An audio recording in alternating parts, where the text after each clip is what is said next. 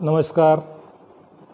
Doctor Baba Saheb Ambedkar विश्वविद्यालय औरंगाबाद के पाठ्यक्रम के अनुसार बीए बीएससी प्रथम वर्ष सामान्य हिंदी पेपर क्रमांक 1। इस पेपर के अंतर्गत कथा संसार, इस कथा संसार में अनेक कथाओं का यहाँ नामोल्लेख किया गया है। इसी के अंतर्गत आज हम गौरी इस कहानी का आज विवेचन करेंगे। इस कहानी के प्रस्तुतकर्ता मैं डॉक्टर शंकर गंगाधर शिवशेट्टी, श्री बंकट स्वामी महाविद्यालय बीड़। कहानी प्रस्तुत करने से पहले हम इस कहानी के लेखिका सुभद्रा कुमारी चौहान जी का आज हम जीवन परिचय को देखेंगे। सुभद्रा कुमारी चौहान यह एक सामान्य महिला न होकर यह स्वतंत्रता संग्राम में एक प्रकार से वह स्वतंत्र सेनानी के रूप में कार्य की है। उन्होंने स्वतंत्रता आंदोलन में एक महिला के रूप में वह उस समय उस जमाने में महिला को घर के बाहर निकालने का भी परमिशन नहीं था, तब उस समय वह स्वतंत्रता संग्राम में सक्रियता से सहभाग लिया है। उन्होंने स्वतंत्रता संग्राम में जो सम्मान प्राप्त किया है उस सम्मान को देखने से पहले हम उनके जन्म के बारे में देखेंगे। तब हम उनका जीवन परिचय के अंतर्गत उनका जन्म नागपंचमी के दिन इलाहाबाद के निकट निहालपुर नामक गांव में रामनाथ सिंह एक जमींदार परिवार में उनका जन्म हुआ है। बाल्यकाल से ही वे कविताएं रचने लगी थी। उनकी रचनाएं राष्ट्रीयता की भावना से परिपूर्ण है। सुभद्रा कुमारी चौहान के 4 बहनें और 2 भाई थे।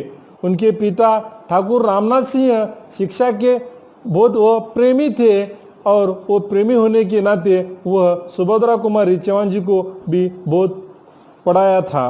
और उनके 1919 में खंडवा के ठाकुर लक्ष्मण सिंह के साथ विवाह के बाद वे जबलपुर गई।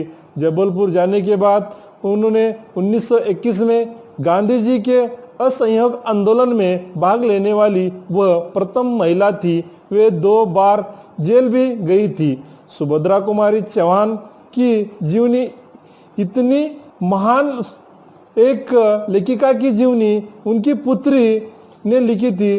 वो उस जीवनी का नाम मिला तेज से तेज नामक पुस्तक में लिखी है।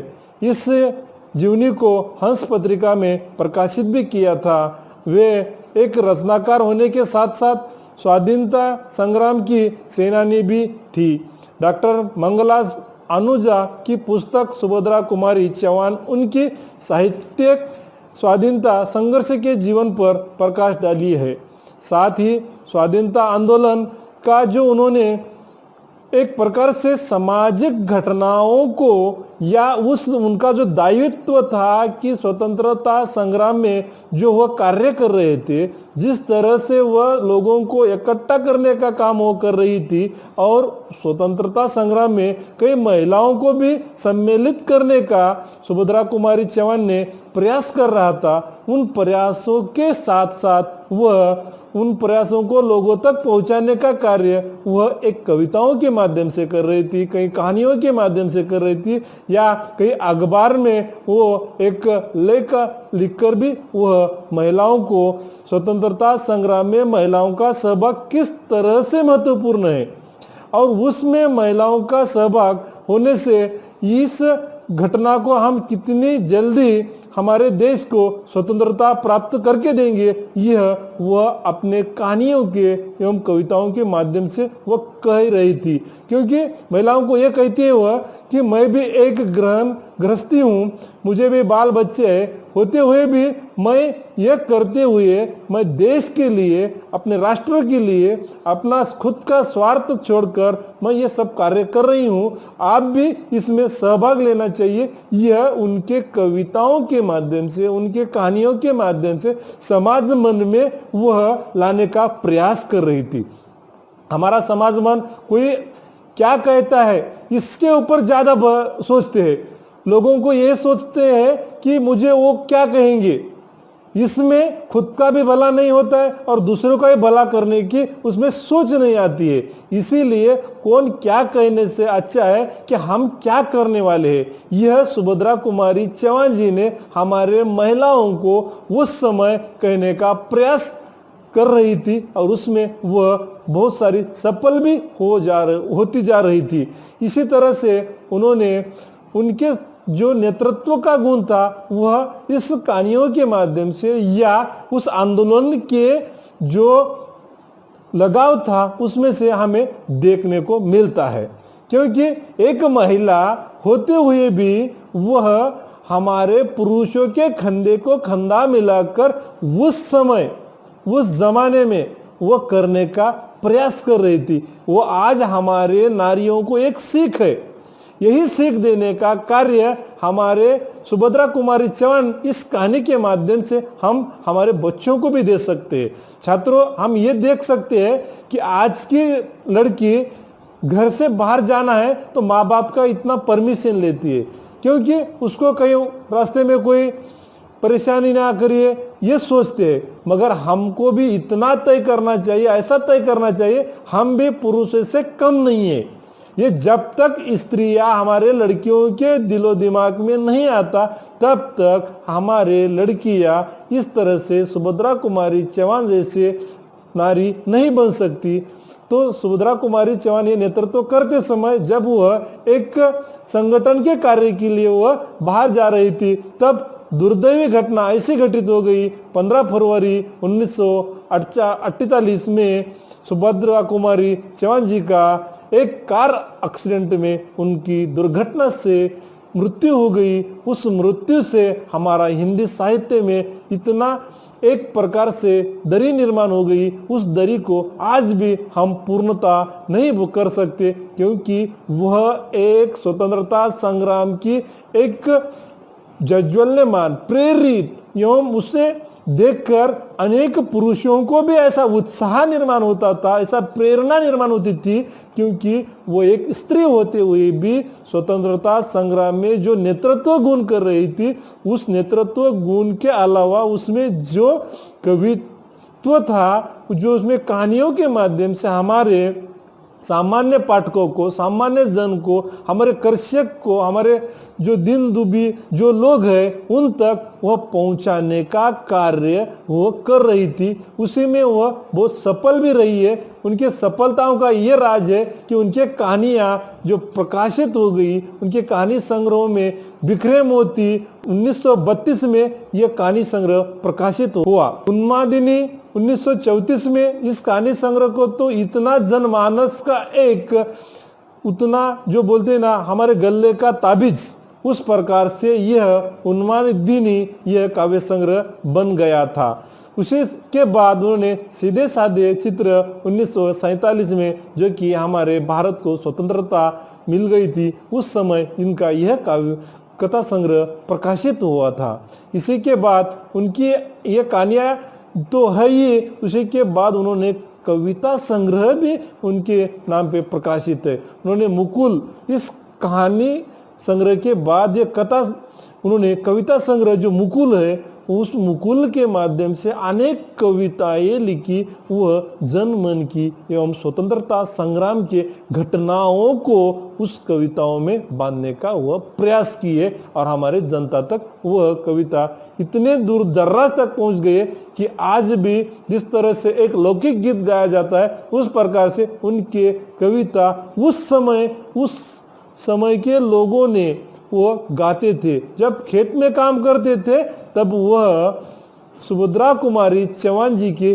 कविताओं का गान होता था। उसी के बाद उन्होंने त्रिधारा ये भी काव्य संग्रह लिखा है। उसके बाद उन्होंने जो झांसी की रानी ये कविता लिखकर हमारे समाज मन को उसमें जो चिंगारी थी जो दिखाई देती थी बातों में, वह उनकी कविताओं में भी दिखाई देने लगी। तब हमारे नारियों को इतना सशक्तता एवं प्रबलता आ गई कि वह कविता पढ़कर वह भी स्वतंत्रता संग्राम में सक्रियता से एवं उनके सभी अहम एवं सभी बातों को छोड़कर खुद का स्वार्थ छोड़कर राष्ट्र हित के लिए वह आगे बढ़ने का वो एक भरकस प्रयास मात्र था। यह प्रयास में सुभद्रा कुमारी चौहान उसके जीवनी के अंतर्गत भी हमें दिखाई देता है। सुभद्रा कुमारी चौहान की जीवनी है मिला तेज से तेज। मिला तेज से तेज यह नाम देने का भी एक मतलब था, क्योंकि सुभद्रा कुमारी चौहान की जो बेटी थी, जिस प्रकार माँ के जो तेज था, जो तेज तर्रार था, उनके कार्यों में से, उनके देखने में से तो था ही, उनके कार्यों में भी, उनके कविताओं में, उनके कहानियों में, उनके स्वतंत्रता संग्राम के जो उन्होंने जो ये करते थे नेतृत्व, उसमें भी जो एक प्रकार से तेज तर्रार था, वह उनके बेटे में भी आया था। इसलिए मिला तेज से तेज इस जीवनी का नाम दिया गया। इस जीवनी के बाद हम अभी गौरी इस कहानी का विवेचन देखेंगे। गौरी इस कहानी लिखने का, लेखिका का यही मकसद था कि हमारे देश हित के अलावा हमारा स्वार्थ छोड़ना चाहिए। यही स्त्री को एक सीख देने के लिए हमारे नए आज के आधुनिक छात्रों को भी हम क्या करते, पहले खुद का, बाद में अन्य देश हो और हमारे कोई सगे संबंधी, हमारे रिश्तेदार, हमारे दोस्त, ये सभी के बातें हम बाद में सोचते हैं। मगर सुभद्रा कुमारी चौहान जी का यह कहना है कि पहले देश हित को हम पहला प्रेफरेंस देना चाहिए। इसी कहानी के माध्यम से उन्होंने यही दिखाने का प्रयास किया है। पूरे कहानी में सुभद्रा कुमारी चौहान जी द्वारा लिखित एक प्रसिद्ध कहानी तो ही है, मगर वह स्वतंत्रता आंदोलन के समय गौरी नामक पात्र के माध्यम से भारतीय नारी के उदात्त चरित्र को दिखाया गया है। गौरी एक 19 वर्षीय राधा कृष्ण जी की और कुंती की बेटी है। उनको उस गौरी के विवाह की चिंता उनको सता रही थी, क्योंकि जब बच्ची 19-20 साल की होती है तब हर एक माता को, पिता को लगता है मेरे बेटी की शादी जल्द से जल्द होनी चाहिए और उसको जो वर है उनके जैसा होना चाहिए। जो वो सोच रहे थे कि उनका वर कैसा होना चाहिए, उनका वर सरकारी नौकरी करने वाला चाहिए, अच्छी तनख्वाह कमाने वाला चाहिए, वो दिखने में अच्छा होना चाहिए, उसको कोई अन्य दोष न लगे वाले चाहिए, उनके माता पिता जी उससे बहुत लाड प्यार दुलार करने वाले चाहिए। अनेक बातों में वह राधा कृष्ण जी और कुंती चिंताग्रस्त रहती थी। उनकी चिंता को देखकर गौरी को ऐसा लगता था कि मेरे माताजी पिताजी इतने चिंतित क्यों रहते हैं, क्यों, मैं तो शादी के लिए, मुझे तो जल्द नहीं है, मैं तो शादी करने के लिए उनको विवश नहीं कर रही है, तो भी मेरे माताजी पिताजी इतना चिंताग्रस्त होने का यह कारण हो सकता है कि मैं अभी उनके लिए एक बोझ बन गई हूँ। वो ऐसी सोच रही थी, मगर वो ये भी सोचती है कि वो माताजी और पिताजी के लिए वो एकमात्र कन्या थी। ये ऐसा माताजी पिताजी मेरे वास्ते इतना चिंताग्रस्त क्यों रहते हैं। इसी में वह सोच में डूबी रहती थी और उनकी सोच में डूबे रहना ही माताजी पिताजी को भी बहुत चिंताक्रांत कर रहा था।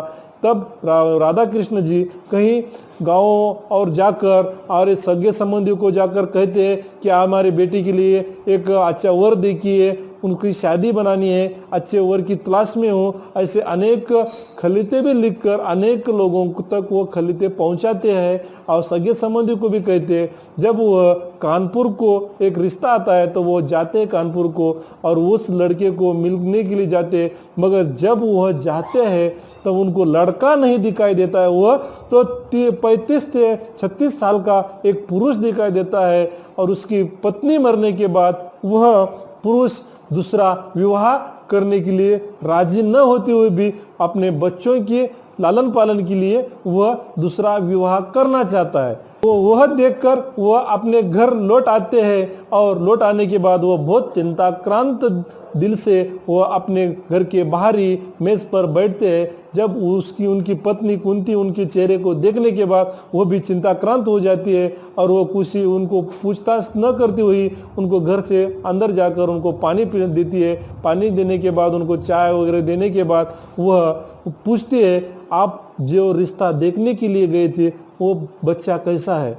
बच्चा अच्छा है, बच्चा ठीक ठाक है, सब कहता है, मगर वो बच्चा न होकर वो एक पुरुष है, यह कहने के बाद कुंती को भी थोड़ा शॉक जैसा लगता है और कुंती को कहता है कि वह बच्चा, वो आदमी अगले इतवार अपने घर आने वाला है, यह कहता है। और जब वह सुनने के बाद ऐसा लगता है कि जब गौरी थोड़ा सुनती है, वो गौरी को लगता है कि वो सुनकर गौरी आत्मग्लानि और क्षोभ से व्यतीत हो जाती है और वो माताजी पिताजी को कहती है कि योग्य वर की तलाश में जो कर रहे वो नहीं करना चाहिए, जिसके साथ भी, जिसके हाथ में भी मुझे थमा देंगे उसके साथ मैं सुकून से जीवन यापन करूंगी, ऐसा उसको लग रहा था। मगर वह अपने माताजी पिताजी को ये बात पहुंचा नहीं पा रही थी, क्योंकि उस समय भी ये लड़कियां अपना, आज भी लड़कियां उतना नहीं कहते खुलकर, उस समय तो नहीं कहती थी। जब वह अगले इतवार के दिन बच्चों को लेकर राधा कृष्ण जी के घर सीताराम जी पहुंचते हैं, सीताराम जी घर आने के पहले उनके घर में जो एक साधारण सा आयोजन होता है, आने के बाद उनका आयोजन तो होता है, उनका जो आने के बाद जो लड़के के लिए जो सभी बातें करते हैं उस प्रकार से उनके लिए वो कर रहे थे। जब वो बच्चे वो आते हैं, उनको बच्चों को तभी सीताराम जी कहते थे कि हम आज एक नई माँ को लाने जा रहे हैं या नई माँ को देखने को जा रहे हैं। बच्चे भी बहुत खुशी और प्रफुल्लित हो गए थे और नई माँ की तलाश में हमारे पिताजी जा रहे हैं। तब वो भी माँ पिताजी के साथ आए थे और वो घर आने के बाद उनके वह कुंती के पास घुल मिल गए और कुंती को पूछने लगे हमारी नई माँ कहाँ पे है।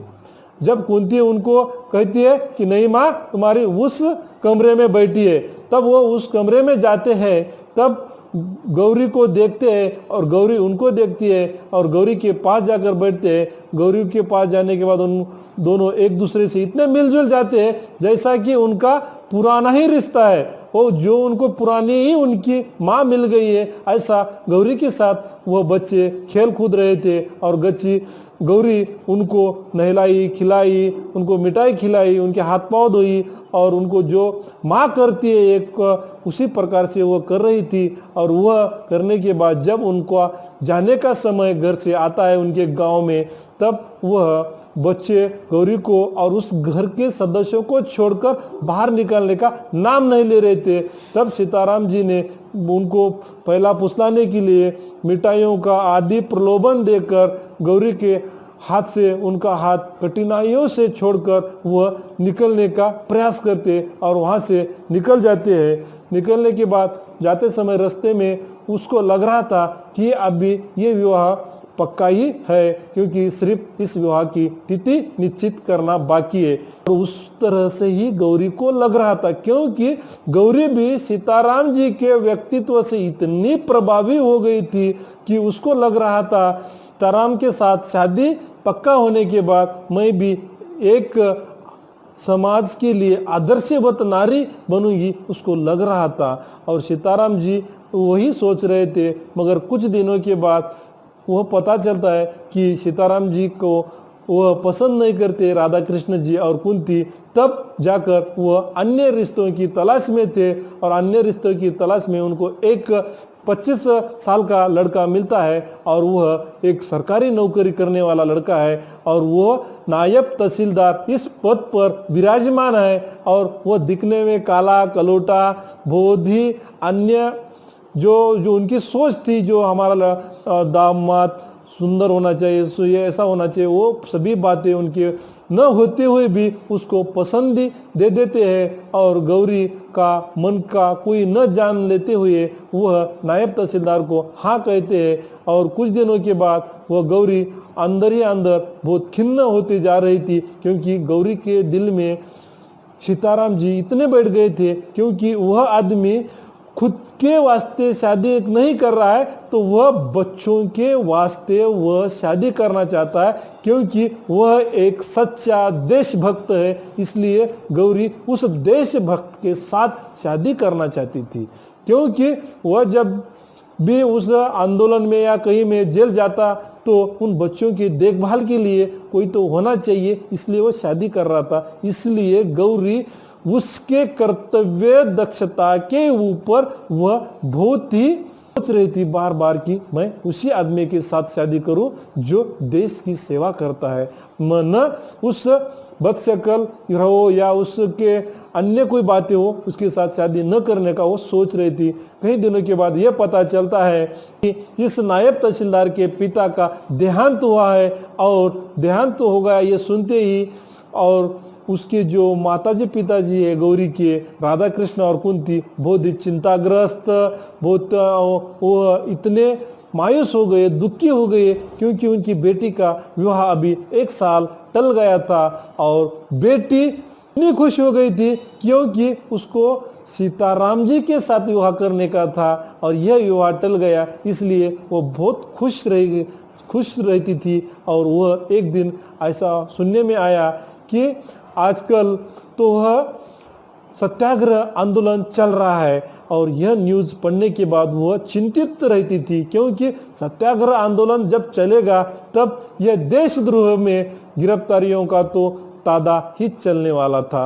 यह और उसके अंतर्गत अन्य अनेक लोगों को वो गिरफ्तार कर रहे थे, और अखबार में वो यह पढ़ती है कि देशद्रोह के अपराध में सीताराम जी को 1 साल का सश्रम कारावास हुआ है। यह सुनने के बाद वो बहुत शांत होती है, स्तब्ध होती है, वो बहुत चिंतित होती है, क्योंकि उसको लग रहा था उन बच्चों की देखभाल कौन करेगा।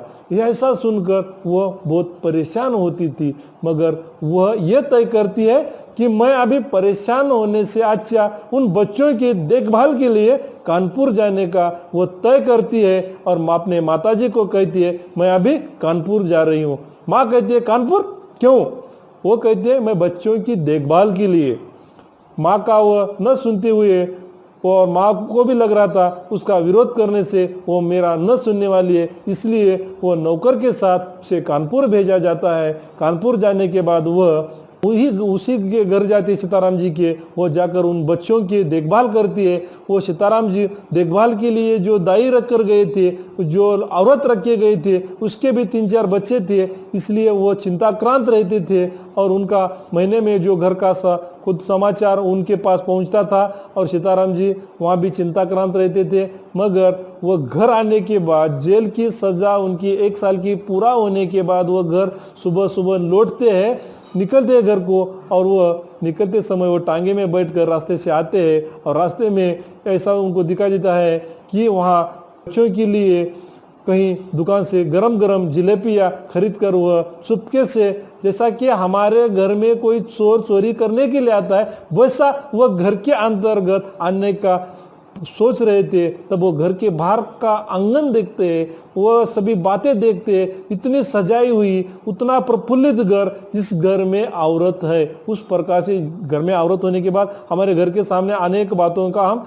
रोशनियां दिखाई देते, उसी प्रकार से उनके घर के सामने भी रोशनियां दिखाई दे रही थी। और वह चुपके से घर आता है, और स्तब्धता से और इतना अंतर्मुख होकर देखता है कि वह उसको एक आश्चर्य का धक्का जैसा लगता है। क्यों लगता है? हम भी ऐसा न सोचते हुए जो घटना हमारे सामने आती है, तो हम भी उतने ही चकित होकर उस घटना को हम देखते हैं। उसी प्रकार वो देखते हैं, और उसके सामने गौरी दिखाई देती है, और गौरी को देखकर वो इतने फुल्लित होते हैं, खुश होते हैं, क्योंकि इतना खुश होने का कारण उनके बच्चों की देखभाल बहुत अच्छी तरह से हो गई, और बच्चों के चेहरे के मुंह के ऊपर जो हंसी थी वो देखकर वो सभी 1 साल की जो सजा काट के आए थे वो पूर्णता से उसी समय वो भूल गए। और गौरी उनको देखते ही उस देशभक्त के पांव की धूलियां अपने चरणों को लगा लेती है। वो तभी स्वीकार करती है कि वह मेरा एक पति है और सच्चा देशभक्त है, और यह देशभक्त के पांव की धूलियां वो अपने माथे पे लगा लेती है। और जो लेखिकाओं ने एक नारी का आदर्श दिखाना चाहती है, उस आदर्श इस गौरी के माध्यम से हम देख सकते हैं। और यह कहानी का उद्देश्य यही है, सुभद्रा कुमारी चौहान का उद्देश्य यही था, राष्ट्रहित के लिए व्यक्ति को अपने व्यक्तिगत स्वार्थ को छोड़कर देश हित के लिए हम प्रथम प्राधान्य देना चाहिए। यही सुभद्रा कुमारी चौहान का कहना था, यही गौरी कहानी के माध्यम से वो दिखाने का प्रयास की। और वह सीताराम जी के व्यक्तित्व से गौरी किस प्रकार से प्रभावित है। वह कांग्रेस के दफ्तर में सेक्रेटरी के पद पर है, वह स्वतंत्रता आंदोलन के कई बार जेल जा चुका है, और उनके साथ विवाह के लिए वो अनुच्छेद होते हुए भी वो विवाह अपने बच्चों के लिए करता है। अन्य बातों से वो इतनी प्रभावित थी, उन प्रभाव के कारण वो उसके साथ शादी करती है, जो कि वह 24-25 वर्षीय नायब तहसीलदार को छोड़कर गौरी एक विलासी युवक की पत्नी बनने के बजाय सीताराम जी जैसे देशभक्त की पत्नी बनना चाहती है। लेकिन लोक लज्जावश वह अपने माताजी पिताजी को वह नहीं कह सकती थी, इसलिए वह खुद को तय करके वह सीताराम जी के घर आना पड़ा और उस देशभक्त की पत्नी बनने की वो एक हिस्सेदार बनना चाहती थी। और वह हिस्सेदार बनकर भारतीय नारी की जो देशभक्ति है, वो आत्मीयता है, जो उनमें तन्मयता है, यह साहस एवं रूप आदि बातों को वो दिखाने का पाठक के सामने सुभद्रा कुमारी चौहान जी ने जो प्रयास किया है गौरी कहानी के माध्यम से, इस प्रयास में और उनके उद्देश्य में वो सफल रही है। उस सफलता में जो गौरी को दिखाया गया है, वो उसको भी वो कहानी के लिए वो सफल पात्र रहा है। हम पात्र के दृष्टि से देखने के बाद, उद्देश्य की दृष्टि को देखने के बाद हम ये देखेंगे कि इस कहानी का जो शीर्षक है वो सार्थकता के दृष्टि से भी कितना फिट बैठता है, सार्थकता के दृष्टि से वो कितना परफेक्ट है, यहाँ भी हम आज इस कहानी में देख सकते हैं। क्योंकि इस कहानी में एक गौरी 19 वर्षीय पात्र है, उसके ही इर्द गिर्द ये सब कहानी घूमती है, और उसके ही इर्द गिर्द जो घटना घटित होती है, उस घटनाक्रम को ही कवयित्री ने कहानी ये सुभद्रा कुमारी जी ने इसको दिखाने का प्रयास किया है। उसके व्यक्तित्व, उसका सहनशीलता, उसके खुद का समर्पण की भावना, उसके देशभक्त के प्रति कितना आदर सम्मान, एक पति के प्रति कितना आदर सम्मान, जो कार्य करता है उसके कार्यों के प्रति कितना प्रेम है, ये सभी बातें जो उन्होंने दिखाया है, उसमें भी स्वतंत्रता आंदोलन के समय वह दिखाने का प्रयास किए। क्योंकि हमारे स्वतंत्रता संग्राम में जो पुरुष कार्य उसमें भाग लिए थे, उनके पत्नियों को भी एक साहस मिलने के लिए, उनको भी एक धीरज मिलने के लिए इस कहानी के माध्यम से हमारे समाज मन को वह कहना चाहती थी। और यह पात्र भी उस कहानी में वह लाने का यही एक प्रयास था उनका। क्योंकि उनका कहना था कि एक विलासी पुरुष के पत्नी बनकर एक यौवन संबंध के नाम पे जो पुरुष अपने स्त्री को घर लेके जाता है, ये न होते हुए वह उसको एक सदाचारी नारी के रूप में लेके जाकर उसका आत्मसम्मान जो बढ़ाएगा, उसके साथ शादी करने का इसमें जो प्रयास किया गया था, उसमें जो नारी का जो आदर्श रूप दिखाया गया था, उसमें भी यह कहानी सफल रही है। सुभद्रा कुमारी चौहान जी ने इस कहानी में उद्देश्य की दृष्टि को सफलता दी है, और इसका उद्देश्य तो हुआ ही, मगर उस कहानी में जो बच्चों को देखरेख के लिए एक 19 वर्षीय युवती वो अपना सब सुख त्याग कर उस बच्चों को संभालने के लिए जाती है, और उसका त्याग का भी मूर्त दिखाया गया है। और जो आत्मसमर्पण की भावना है, जो कि उसका पति घर जाने के बाद पति जेल जाता है, वो आत्मसमर्पण की भावना दिखाया गया है उसमें। क्योंकि आज की नारियां अपना पति घर नहीं रहा तो वह क्या कहती है कि मैं नहीं जाऊंगी। आज हम सुभद्रा कुमारी चौहान ने आज के हमारे छात्रों को एक नया सीख किस प्रकार देने का प्रयास किया है, और इस कहानी के माध्यम से मुझे लगता है कि सभी छात्रों को इस गौरी कहानी का जो शीर्षक है, उसमें भी ये कहानी शीर्षक के दृष्टि को भी एक सार्थकता हमें दिखाई देती है। और गौरी जैसे महिला भी हमारे आज के युग में भी होना चाहिए, आना चाहिए, और उसी